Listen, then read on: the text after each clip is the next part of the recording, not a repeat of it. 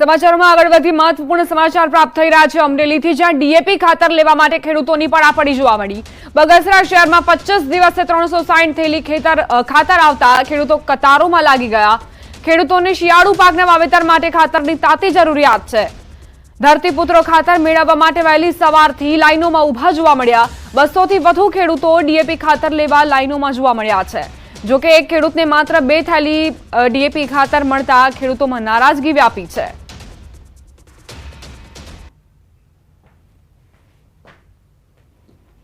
આજે 25 દિવસે 360 થેલી ડીએપી આવ્યું છે, તો 300 જણાની લાઈનમાં છે। ખેડૂતોને 2 થેલી ડીએપી આપે છે, તો આમાં ખેડૂતોને કરવાનું શું? શાળુ પાકનું વાવેતર કરવું છે તો સરકારશ્રીને અમારી વિનંતી છે કે બગસરા તાલુકામાં ડીએપી આપે એવી સરકારને નમ્ર વિનંતી કરીએ છીએ। માત્ર અમરેલીના બગસરામાં જ આ પ્રકારની સમસ્યા નથી। અરવલ્લીના મેઘરજમાં ડીએપી ખાતરની અછત જોવા મળી। વહેલી સવારથી ખેડૂતો લાઈનમાં લાગ્યા। મોટી સંખ્યામાં મહિલાઓ પણ ખાતર માટે લાઈનોમાં જોવા મળી। સવારથી સાંજ સુધી લાઈનમાં રહેવા છતાં પણ ખાતર નથી મળતું તેવી ફરિયાદ છે ખેડૂતોની। ખાતરને લઈ ખેડૂતોમાં ભારે આક્રોશ વ્યાપ્યો છે। ખાતરના અભાવે ખેતીમાં નુકસાનીની ભીતિ સેવવામાં આવી રહી છે।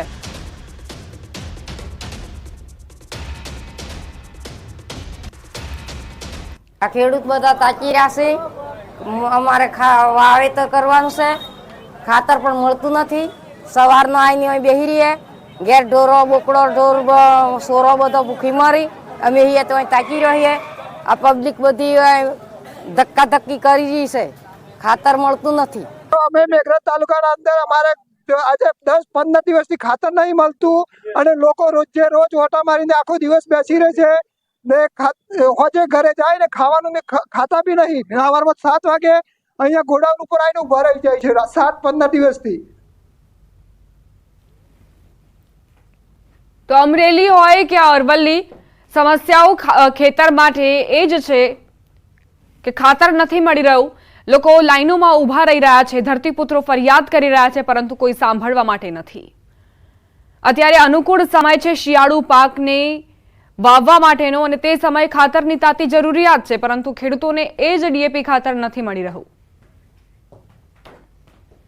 સુરતના કાકરાપાર જમણા કાંઠાની મુખ્ય કેનાલમાં ગાબડું પડ્યું। માંડવીના હરિયાલ નજીક આવેલી કેનાલમાં અંદરના ભાગે ગાબડું પડતા નજીકના પડતર ખેતરોમાં પાણી ફરી વળ્યા। ગાબડાનું સમારકામ કરવા માટે સિંચાઈ વિભાગ દોડતું થયું છે। હાલ ગાબડું રિપેર કરવાની કામગીરી પૂરજોશમાં ચાલી રહી છે। ગાબડાના રિપેરિંગની કામગીરીને લઈને 2 દિવસ કેનાલ બંધ રખાશે। બીજી તરફ હાલમાં ખેડૂતોને શેરડીની રોપણી ચાલી રહી છે, જેથી 2 થી 3 દિવસ નહેર બંધ રહેતા ખેડૂતો ચિંતામાં મુકાયા છે।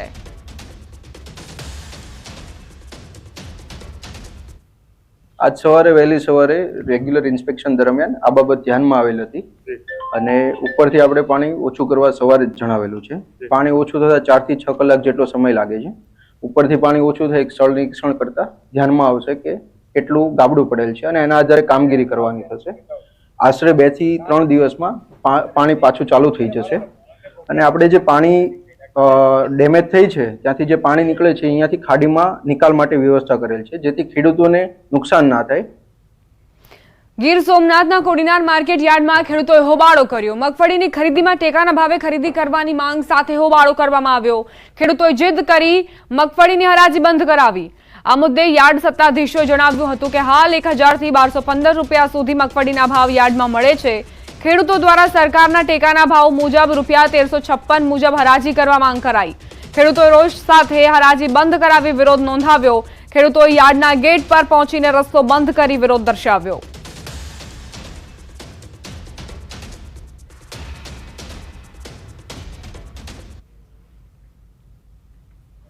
તો જગતનો તાત કઈ રીતે હેરાન પરેશાન થઈ રહ્યો છે, આ 4 તસવીરો તેનો પુરાવો। બગસરામાં કઈ રીતે સવારથી લાંબી કતારોમાં ખેડૂતો ઊભા રહી જાય છે ડીએપી ખાતરને પ્રાપ્ત કરવા માટે। બીજી તરફ અરવલ્લીના મેઘરજમાં પણ આ જ પ્રકારની સ્થિતિ, સવારથી લાઈનોમાં ઊભા રહ્યા છે પરંતુ ખાતર નથી મળી રહ્યું। તો આ તરફ કાકરાપારમાં ગાબડું પડતા જ જે કેનાલનું પાણી હતું તે આસપાસના ખેતરોમાં ફરી વળ્યું। હવે જે સિંચાઈ વિભાગ છે તેણે એ કેનાલમાંથી પાણીનો જે લેવલ છે તે ઓછું કરવા માટે પ્રયત્નો કર્યા છે, એટલે પાણી હવે થોડા દિવસ માટે ખેડૂતોને નહીં મળે। 2 દિવસ સુધી આ પાણી નહીં મળતા જ ખેડૂતોને શેરડીના પાક માટે જે પાણીની જરૂરિયાત હતી તેમાં પણ સમસ્યા. બીજી તરફ મગફળીના ભાવને લઈને ખેડૂતોમાં રોષ જોવા મળી રહ્યો છે. કોડીનારમાં જ્યાં ખેડૂતોએ માંગ કરી કે ટેકાના ભાવે 1356 રૂપિયે જે પાક છે તે ખરીદવામાં આવે.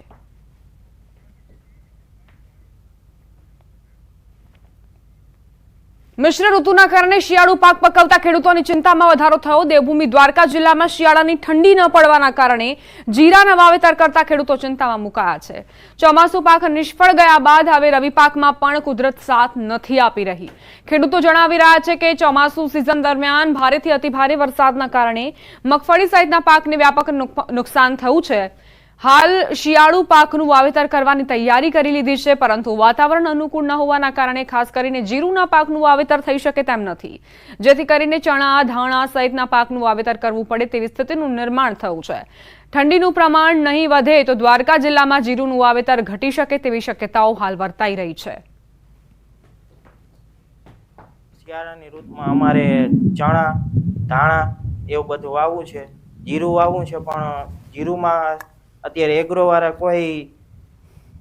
કોઈ પ્રમાણમાં એમ કહે છે કે જીરું વાવવાથી ઉગે ના ઉગે એની જવાબદારી ગેરંટી કોઈ લેતું નથી. અત્યારે જીરાનું એક જ કારણ છે મોટા પાયે કે શિયાળાની ઋતુ છે પણ ઠંડી પડતી નથી, તડકો બહુ વધારે પડતો છે, એટલા માટે જીરું ઉગવાનું કારણ એ જ છે કે ઠંડીના ભાગરૂપે ચણા અને ધાણા વાવવા પડે એમ છે. શિયાળુ પિયતમાં વધારે મોસ્ટ ઓફલી વધારે પડતો અમારે જીરાનું વાવેતર થાય છે, પણ આ વખતે ખરાબ હવામાન એટલે કે જેટલે તાપમાન ઠંડુ હોવું જોઈએ એટલું તાપમાન ઠંડુ છે નહીં, એટલે લાગે છે કે જીરાનું પણ વાવેતર થાય નહીં.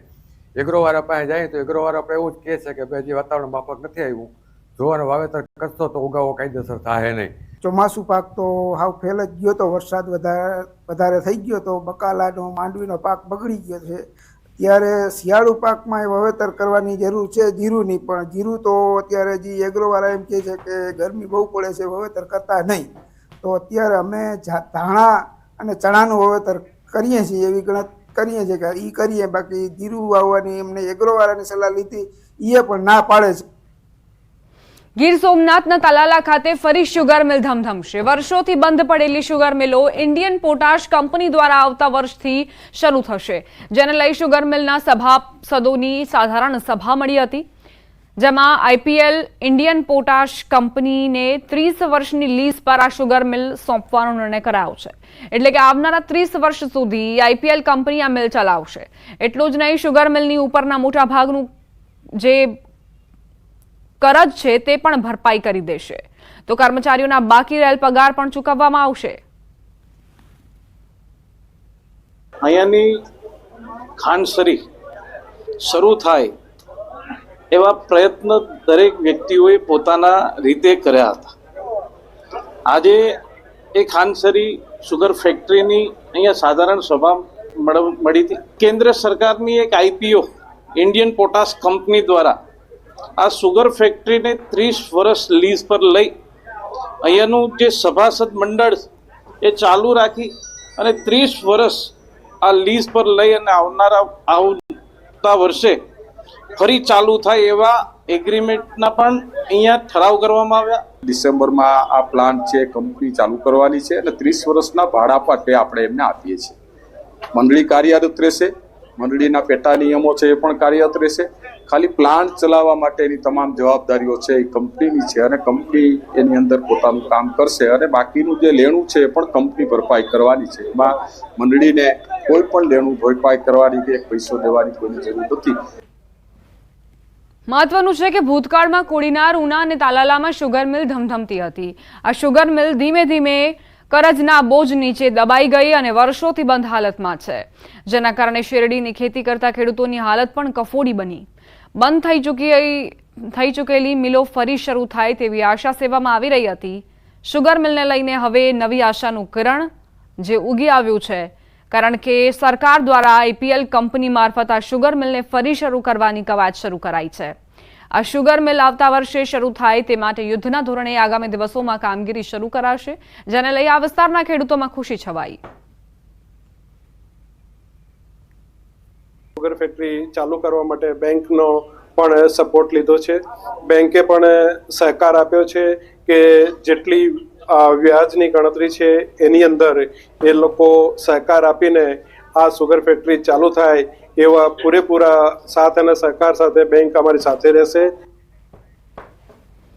અમદાવાદના ગરોડિયા ગામમાં વૃદ્ધની હત્યાની ઘટનામાં આરોપી ઝડપાયો. વૃદ્ધ દીપક પટેલની હત્યાનું રહસ્ય ઘેરાવું હતું. હવે દીપક પટેલની હત્યા મામલે પોલીસે ઇન્દ્રજીત વાઘેલા નામના યુવકની અટકાયત કરી. જમીનની લેવડ દેવડ બાબતે રૂપિયાની લેતી દેતીમાં દીપક પટેલની હત્યા થયાનો પોલીસ તપાસમાં ખુલાસો થયો. અમદાવાદ ગ્રામ્ય એલસીબીની ટીમે ગરોડિયા ગામમાંથી આરોપીને ઝડપીને વધુ કાર્યવાહી હાથ ધરી છે.